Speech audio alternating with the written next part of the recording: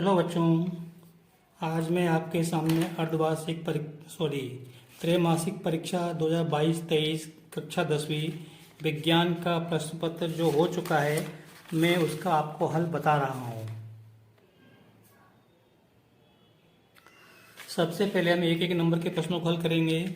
तो जिन अभिक्रियाओं में पहला है सही विकल्प चुन के उत्तर लिखो। तो जिन अभिक्रियाओं में ऊष्मा का अवशोषण होता है उसे कहते हैं ऊष्मा शोषी अभिक्रिया। सोने और प्लेटिनम को गलाने वाला अम्ल है एक्वा रेजिया।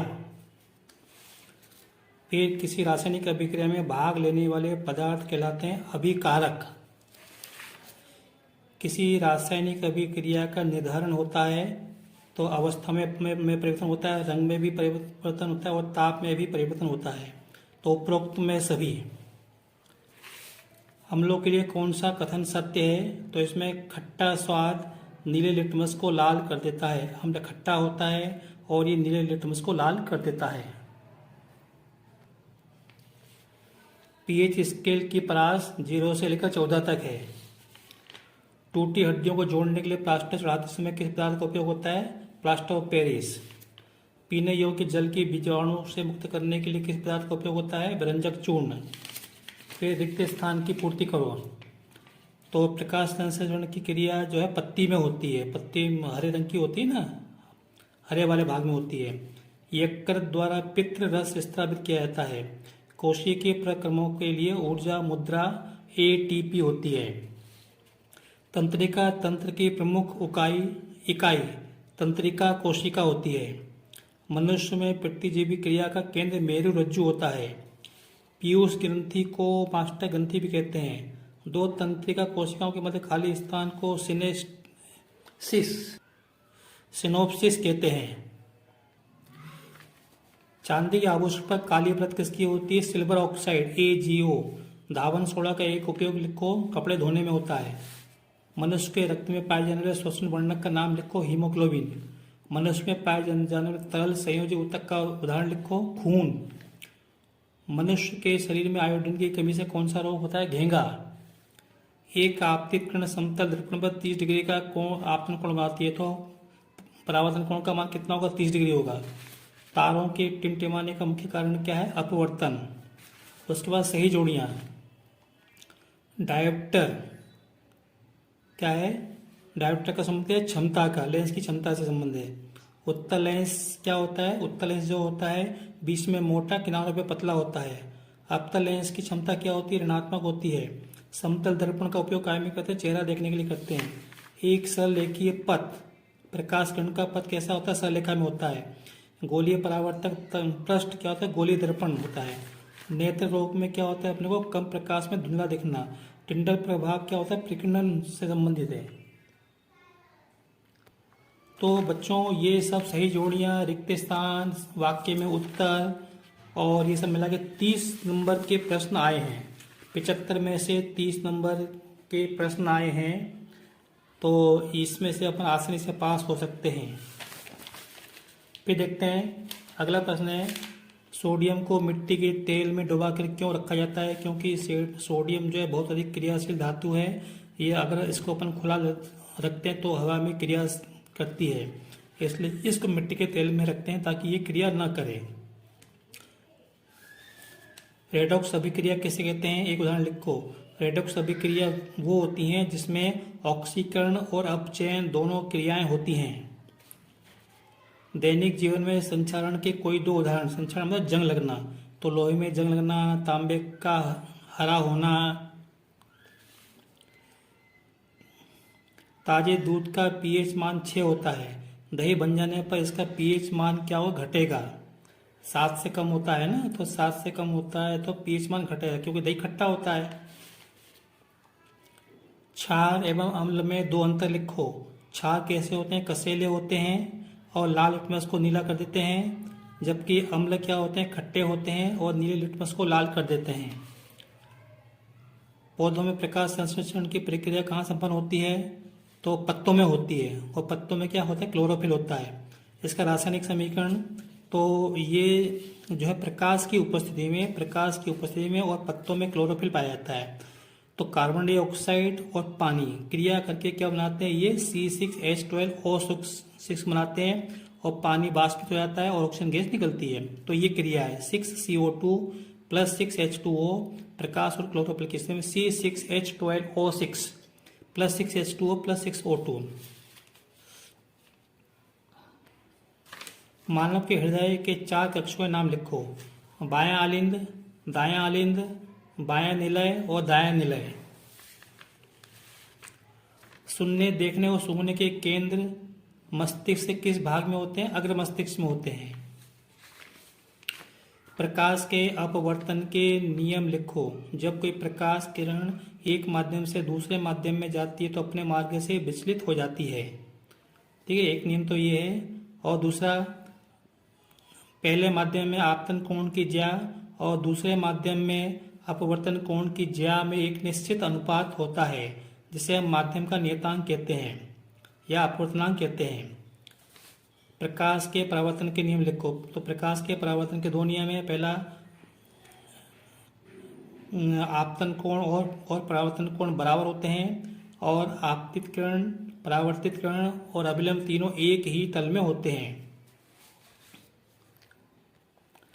अवतल दर्पण के 2 उपयोग अनुप्रयोग। तो पहला तो आपने देखा होगा डॉक्टरों के पास नाक कान गला देखने के लिए जो टॉर्च होती है तो उसकी जो सतह होती है वो अवतल के आकार की होती है। इसी बार जो आपने साधारण टॉर्च देखी होगी जहाँ पे बल्ब लगा होता है उसके पीछे जो सतह होती है चमकदार, वो अवतल आकार की होती है। दूसरा, सौर चूल्हा। सौर चूल्हा जिसमें अपन धूप के उसमें खाना बनाते हैं तो उसमें जो कांच लगा होता है, जो मतलब परावर्तक तल होता है, वो अवतल होता है, अवतल दर्पण होता है। फिर लेंस किसे कहते हैं, 2 पारदर्शी माध्यम और वही वक्राकार सतहों से घिरे हुए भाग को अपन लेंस कहते हैं। किसी प्रिज्म से श्वेत प्रकाश गुजरने पर वह अवयवीकरणों में विक्षेपित होता है, परंतु आयताकार कांच पट्टिका में ऐसा नहीं होता है।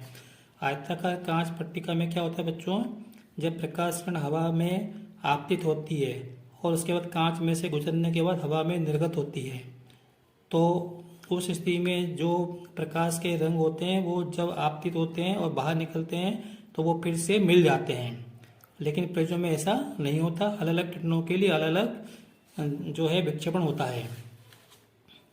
निकट दृष्टि दोष क्या है, निकट दृष्टि दोष में जो मरीज होता है, व्यक्ति होता है, उसको दूर की वस्तु दिखाई नहीं देती है। तो भी दूर की वस्तु दिखाई नहीं देती तो इसका नाम निकट दृष्टि दोष क्यों पड़ा है, क्योंकि इसलिए पड़ा है क्योंकि स्वस्थ मनुष्य जब किसी वस्तु को देखता है तो उसका प्रतिबिंब कहाँ बनता है, रेटिना पे बनता है, आँख पे रेटिना बनता है। लेकिन जब वस्तु को दूर की वस्तु दिखाई नहीं देती तो उस वस्तु का प्रतिबिंब लेंस और रेटिना के बीच में बनता है। मतलब प्रतिबिंब रेटिना जो है लेंस के पास में खिसक आता है। लेंस के जो आँख का लेंस होता है उसके पास में निकट में खिसक आता है, तो इसलिए उसको निकट दृष्टि दोष कहते हैं। दूर दृष्टि दोष में क्या होता है, अपने को निकट की वस्तु नहीं दिखती है, ठीक है, तो इसको दूर दृष्टि दोष क्यों कहते हैं, क्योंकि इस स्थिति में जो प्रतिबिंब होता है वो रेटिना से परे मतलब लेंस से दूर हट जाता है, आंख के लेंस से दूर हट जाता है, इसलिए इसको हम दूर दृष्टि दोष कहते हैं। कोई अवतल दर्पण अपने सामने 10 सेंटीमीटर दूरी पर रखे किसी बिंब की 3 गुना आवर्धित मतलब 3 गुना बड़ा वास्तविक प्रतिबिंब बनाता है। प्रतिबिंब दर्पण से कितनी दूरी पर है, तो देखो वस्तु की दूरी को अपन यू से बताते हैं तो यू बराबर कितना होगा 10 सेंटीमीटर। आवर्धन मतलब एम क्या होता है, वी बटे यू बराबर आई बटे ओ होता है। तो देखो बिंब की 3 गुना आवर्ती प्रतिबिंब की लंबाई कितने, वस्तु से 3 गुना, मतलब ये प्रतिबिंब की लंबाई, ये वस्तु की लंबाई 30 नहीं है, ये ओ है, तो प्रतिबिंब की लंबाई वस्तु की लंबाई का 3 गुना है। अगर अपन इसका है ना तो यहाँ पे अपने को ये संबंध मान वी बटे यू बराबर आई बटे ओ, तो वी अपने को निकालना है, प्रतिबिंब कितनी दूरी पर है वी अपने को निकालना है, और यू का मान कितना है 10 है देखो, और आई कितना है 3 के बराबर यहाँ पे लिख दिया बटे ओ, तो ये हमको मालूम होना चाहिए। तो यहाँ पे ये ओ से ओ कट जाएगा और 10 का गुणा 3 से करेंगे तो 10 या 30, तो v बराबर कितना है 30 सेंटीमीटर। कहने का मतलब ये प्रतिबिंब दर्पण से 30 सेंटीमीटर की दूरी पर बनेगा। फिर उसके बाद हीरे का अपवर्तनांक 2.43 है 2 है, इस कथन से क्या तात्पर्य? तो देखो हीरे का अपवर्तनांक क्या होता है, सूत्र होता है हीरे का अपवर्तनांक बराबर वायु में प्रकाश का चाल बटे हीरे में प्रकाश का चाल। तो हीरे का अपवर्तनांक इसके स्थान पे मैंने क्या लिखा 2.42 लिख दिया, बराबर के स्थान पे बराबर वायु में प्रकाश की चाल बटे हीरे में प्रकाश की चाल। फिर क्या किया मैंने, इसका इसके अंदर गुणा कर दिया, या हीरे में प्रकाश की चाल बराबर वायु में प्रकाश की चाल बटे 2.42। क्या किया, इसको इधर ले गए इसको इधर ले गए, हीरे में प्रकाश की चाल बराबर वायु में प्रकाश की चाल बटे 2.42, और 2.42 का मैंने एक के अंदर भाग दिया तो क्या आएगा 0.41322। कहने का मतलब ये राशि एक से कम है, तो इसका मतलब ये है हीरे में प्रकाश की चाल जो है वायु में प्रकाश की चाल से कम हो जाएगी।